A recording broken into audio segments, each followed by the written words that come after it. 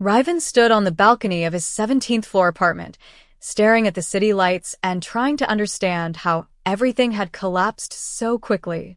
He was a quiet man, a numbers person, someone who liked plans and patterns. But the woman he lived with, Lyra, was the complete opposite: loud, unpredictable, and addicted to her online audience. That morning, she had gone live on her social page, crying and shouting to her followers, telling them how he left her with nothing. She had smashed his laptop, thrown his vinyl collection off the balcony, and screamed at a camera like it was a courtroom. Now, Ryvan replayed the moment he first saw the madness on his phone screen. His friends had texted, "Bro, check her page. She's destroying your place." And he remembered whispering to himself, "This can't be real." But it was. Everything was real, recorded, and watched by thousands of strangers. Ryvan was 31, a data analyst who spent most of his days studying spreadsheets and building financial models. He liked order. He liked predictability. That's why he felt balanced when he first met Lyra. Back then, she only had a small following online and she seemed normal, fun even. But somewhere between 2,000 followers and 15,000 followers, she changed. Every meal became a photo shoot. Every walk became content. Even their gym sessions turned into fit couple reels. Ryvan tried to be supportive, but it drained him. "Can we just eat before the food gets cold?" he would ask. And she would always reply, "Hold on, babe. I need better lighting." His apartment, which he had lived in for 5 years before she arrived, slowly turned from a home into a background set for her digital life. The real trouble began with their house savings plan. Ryvan had opened a joint high-yield account for their future home. "We only deposit, never withdraw," he told Lyra the day they created it. She nodded and said, "Of course. It's our dream." For months, Ryvan moved $3,000 into the account each month. Lyra was supposed to add at least $500 whenever she got brand deals. But last week, something pushed him to check the account balance. He expected around $80,000. What he saw instead made his stomach twist. "40,000, he whispered. He scrolled through the transaction list, his hands trembling. There were withdrawals labeled Bali content trip, loungewear project, networking, and more. One after another, like someone cutting through threads of trust. She had taken $75,000 in secret. Ryvan sat in silence for a long time, staring at the numbers that used to represent their future. When Lyra walked in from her Pilates and brunch routine, she was smiling and holding her phone up. "Hey, can you record me unboxing this new gifted set?" she asked. Ryvan didn't speak. He simply slid 12 printed pages of bank statements across the counter. "What's this supposed to be?" she asked, annoyed. "This," he said quietly, "is our house fund. Or what used to be our house fund. Where is the 75,000, Lyra?" Her face shifted from irritation to panic. She opened her mouth, but only excuses fell out. "It's an investment. I gained 4,000 followers from Bali." Ryvan shook his head. "You stole from me." But Lyra flipped the script. "It's a joint account. What's mine is yours. You earn well. You can replace it. Stop controlling me, Ryvan. You're abusive." She screamed that last part, loud enough for the neighbors. Ryvan listened to her rant until she lost breath. Then he said, "Are you done?" She shouted back, "No." He replied, "Well, I am. We're over. I want you out of my apartment." Lyra stared at him like he had struck her. "You're breaking up with me because of money?" "Because you're a liar and a thief," he answered. She screamed again, calling him heartless. But Ryvan was already packing a small bag. "You have 24 hours, he said. "I'm leaving for the night. Be gone by tomorrow." Lyra continued shouting while pointing her phone at herself, probably shaping the narrative for her followers. Ryvan didn't care. He walked out, exhausted, carrying the weight of betrayal like a heavy suitcase he couldn't drop. The next day, Ryvan went to the gym to clear his head, but peace didn't last. His phone buzzed nonstop. "Bro, check her page," one friend texted. "She's losing it," another wrote. Ryvan opened the app. Lyra was live, crying theatrically. Her stream had almost 15,000 viewers. "He left me with nothing," she cried. Comments flew across the screen. Stay strong, Queen. He's trash. Riven watched in disbelief as she grabbed his work laptop. He loves this stupid thing more than me, she said. Then she smashed it. His lungs tightened.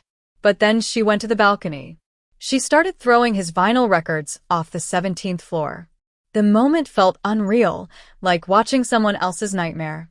Then Riven whispered, "This is evidence."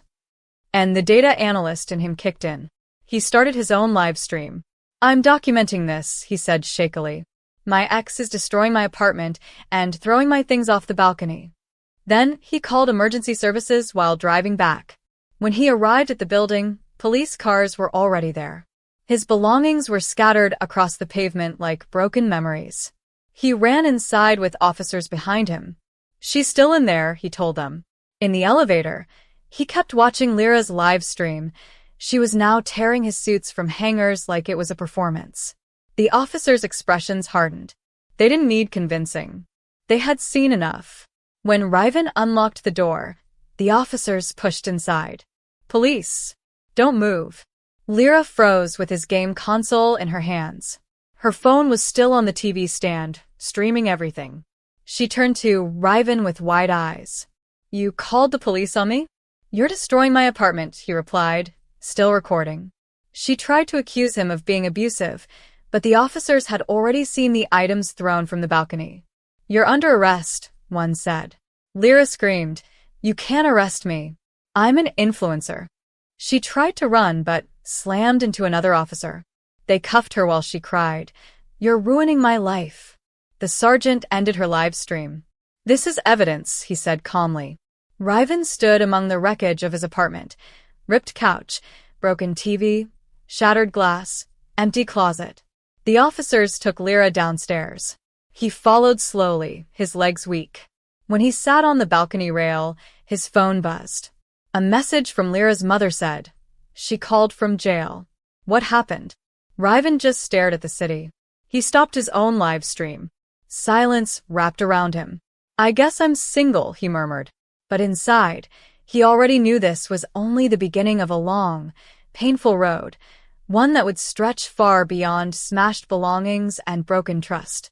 For 3 days after the arrest, Riven lived in a hotel room that smelled of lemon soap and fresh sheets. He tried to sleep, but his mind replayed everything. Lyra's screams, the broken laptop, the police officers' stern voices.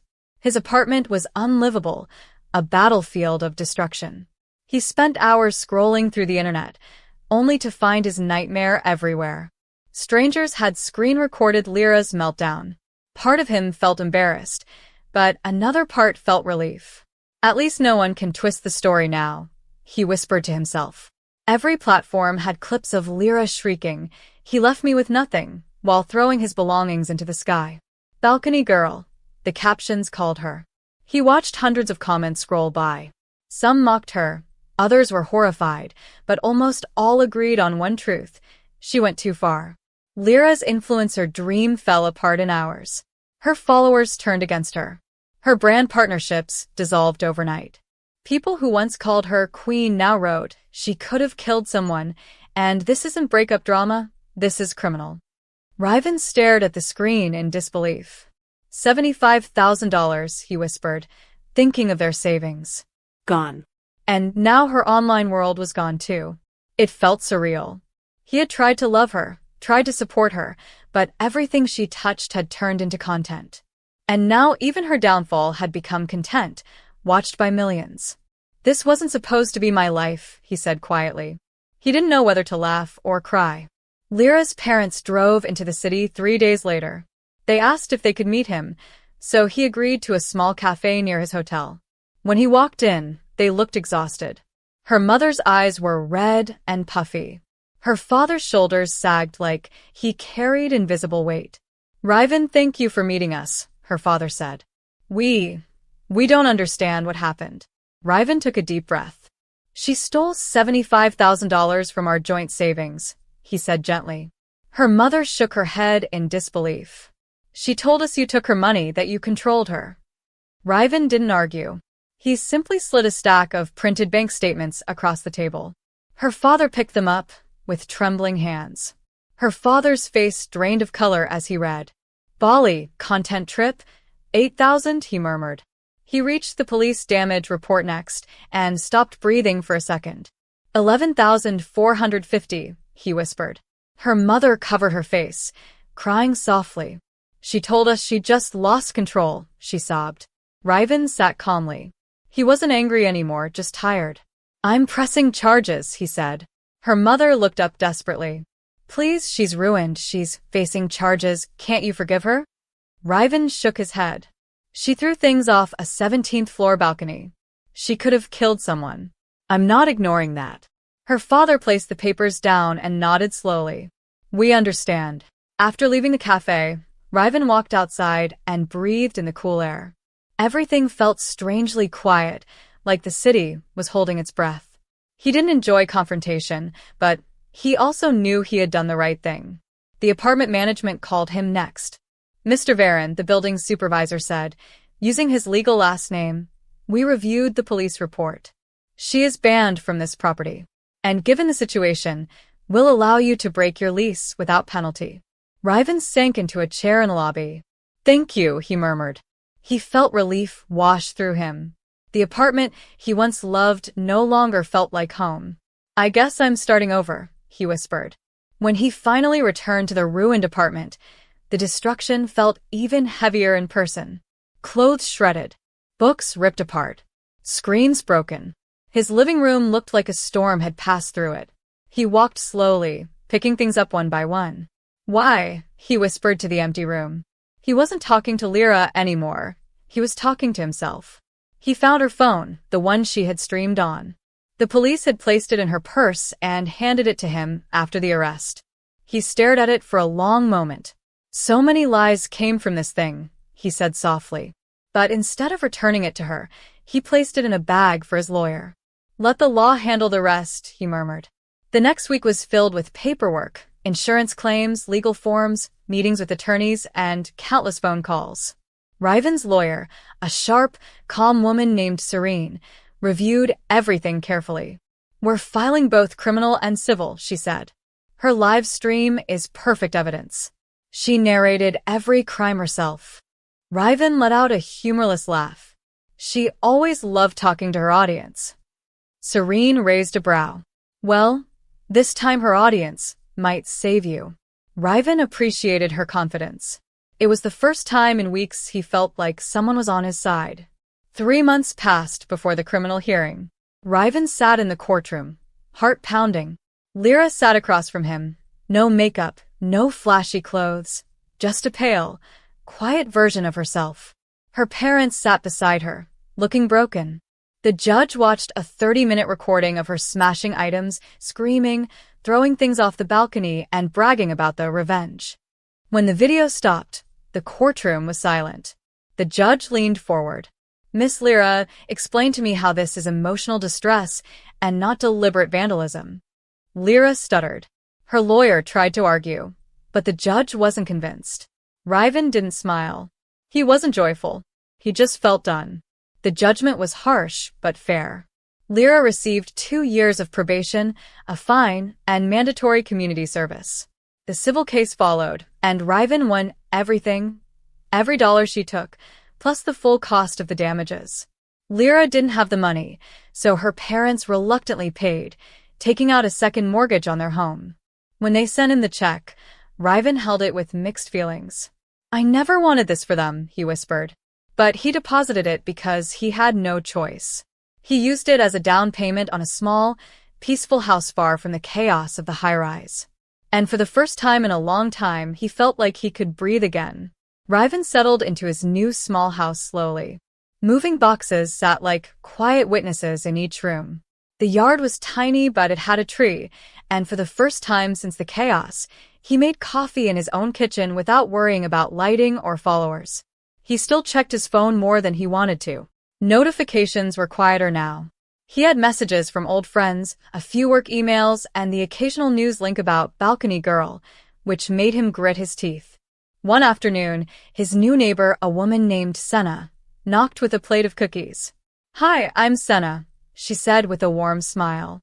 Welcome to the block. Ryvan, who preferred short answers, managed to smile back. Thanks. I'm Ryvan. They sat on the porch and talked about small, ordinary things, trash pickup days, a good coffee shop 2 blocks over, a library sale. Senna laughed about how predictable her life was. Predictable is good, she said. Ryvan found himself agreeing. I like predictable, he admitted. Senna nodded. Me too. I collect overdue library fines. He laughed, then real, quiet laughter.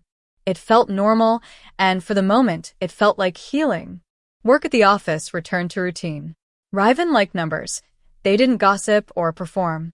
His boss, Mr. Halem, asked, You okay, Ryvan? One morning, seeing how tired he looked. I'm fine, Ryvan said, then added. It's been a lot. His coworker Jero tried to make light of it. You getting famous now? Balcony saga. Jero nudged him with a grin. Ryvan managed a small smile. Not my kind of fame. At his desk, Ryvan rebuilt models and forecasts with careful fingers. Spreadsheets became his refuge, a grid of certainty. He found comfort in columns that balanced and formulas that made sense. Still, every now and then a memory of Lyra's live stream would surface. He would close his eyes and picture the vinyl spinning as it fell, the sharp sound of the laptop cracking. Then he'd breathe out and focus on the next row of numbers. The civil case continued in small, exhausting ways. Paperwork, phone calls, and the awkward moment of cashing a check that came from Lyra's parents' mortgage. This feels wrong, Ryvan told Serene, his lawyer, during one meeting. I didn't want their house touched. Serene listened and then said, You have rights. She took what was not hers. He knew she was right, but the reality stung. I used the money for a down payment, he said slowly.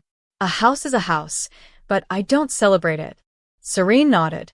You can be practical and still feel conflicted. They made plans for the restraining order, and Serene promised to handle the rest. The legal work was a chore, but it gave structure to something that had been wildly unstructured in his life. Months later, a small article appeared about Lyra working at a coffee shop. Ryvan heard the rumor from a mutual friend, Kale, who said, She's doing latte art and crying into milk foam. Ryvan felt nothing at first, only a dull curiosity. He didn't gloat. He wasn't that person. Instead, he wondered if Lyra ever looked at the bank statements and felt shame. He imagined her in a cramped back room, rewinding her choices like a scratch on an old vinyl. But rumors and memes fade. People moved on. Ryvan's life, too, found a new rhythm, predictable, safe, and small. He started volunteering at the local library on weekends because Senna encouraged him. You like order, she said. Books are ordered. He liked the silence among stacks and the way a returned book slid quietly back into place. One rainy evening, Senna knocked again, this time with 2 umbrellas and a question. Do you want to come to the library's book club? She asked. Ryvan hesitated. He was introverted and careful, but she smiled with patient warmth. Just one meeting. He agreed. At the book club, people talked about simple things, characters who made mistakes, people who found small redemption. A woman named Oren quoted a line that struck him. A life is the sum of small, steady breaths. He thought of breathing in the face of chaos and realized he had been holding his for a long time. After the meeting, a man in the group mentioned how predictable scenes in novels made readers pause, not because they were boring, but because they were human. Ryvan left feeling oddly calm. Maybe predictable was not empty. Maybe it was shelter. Around his neighborhood, small kindnesses multiplied. A mail carrier who always whistled, an elderly neighbor who baked bread and set a slice at his door, kids playing soccer on the sidewalk. Ryvan watched life stitch itself back together in ordinary stitches. Work remained steady. He even flirted with the idea of dating, carefully. Senna and he started spending Saturdays browsing the library stacks, then grabbing cheap coffee and debating minor plot points. One afternoon, she teased him. You love spreadsheets and you love people who return books on time. He smiled and said, I love people who keep promises. Senna's eyes softened. That's good, she said. He thought of promises in the savings account and how those lines of trust had been severed. But sitting with Senna, Listening to simple talk, he felt the edges of anger dull into something that could be managed. Occasionally, Lyra's name would appear in headlines about a lawsuit appeal or a public plea from her parents. Each time, Riven felt a flash, an old sting, then it receded. He didn't read long stories about her anymore. Once, a mutual friend called to say Lyra had started posting again under a different name, trying to rebuild an audience with remorseful apology videos. "She seems quieter," the friend said. Riven replied, "People change when they have to." He felt little satisfaction. Instead, he wondered what had driven her toward fame so hard she would burn bridges for it. He had seen how social applause could be like a drug, one more like, one more share, the hunger never ending. He only hoped she learned that followers don't equal worth. The restraining order remained in effect. He felt strange writing the letter that spelled out no contact, but it made him feel safe. Lyra's parents respected it. Despite the apology notes and the small, awkward face-to-face at the courthouse, they never asked him to reverse what had been done. One afternoon, Lyra's father said quietly, "We did what we had to do." He looked tired and older. Riven accepted the apology as practically as possible. Emotions had thinned into fact. He didn't want more drama. He wanted to close that chapter. "Thank you," he said.